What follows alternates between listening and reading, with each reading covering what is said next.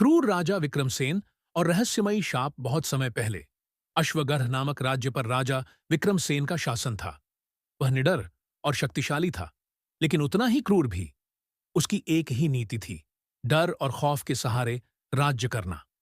जो उसकी आज्ञा का पालन नहीं करता, वह या तो कठोर दंड भुगतता या फिर हमेशा के लिए गायब हो जाता।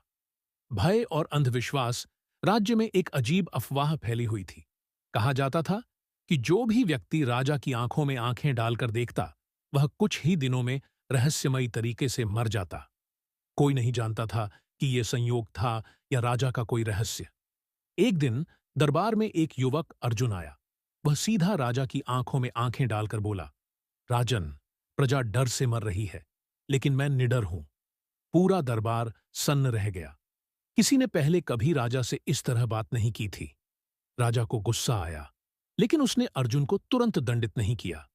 उसने सिर्फ एक बात कही, 7 दिन। तुम्हें बस 7 दिन मिलते हैं। अगर तुम जिंदा रहे तो मैं तुम्हें इनाम दूंगा।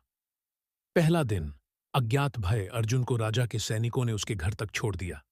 उस रात उसे ऐसा लगा जैसे कोई छाया उसे देख रही हो। हवा में एक अजीब सी सरसराहट थी। अर्जुन ने सोचा कि यह उसका भ्रम है। दूसरा दिन, अजीब घटनाएं। राजमहल में एक दुर्घटना घटी। राजा का सबसे वफादार मंत्री अचानक अजीब तरीके से मारा गया।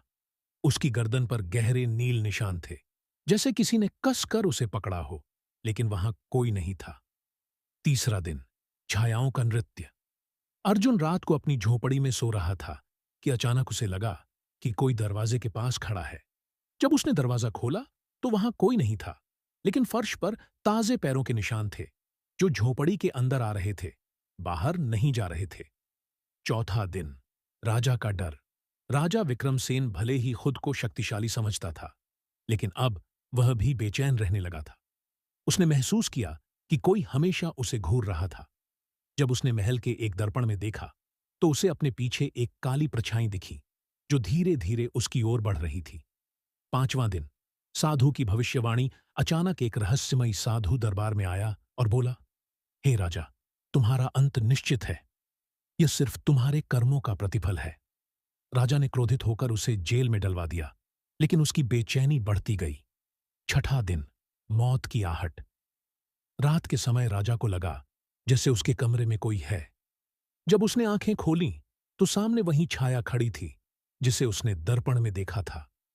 वह हिल भी नहीं पाया, जैसे किसी अदृश्य शक्ति ने उसे जकड़ लिया हो।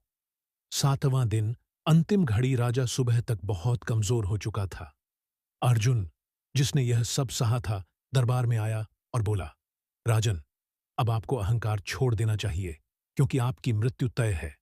अचानक हवा चलने लगी, महल की दीवारें कांपने लगीं और राजा के सिंहासन के नीचे की जमीन फट गई। एक भयानक चीख के साथ राजा विक्रमसेन उसी जगह समा गया। जब सब कुछ शांत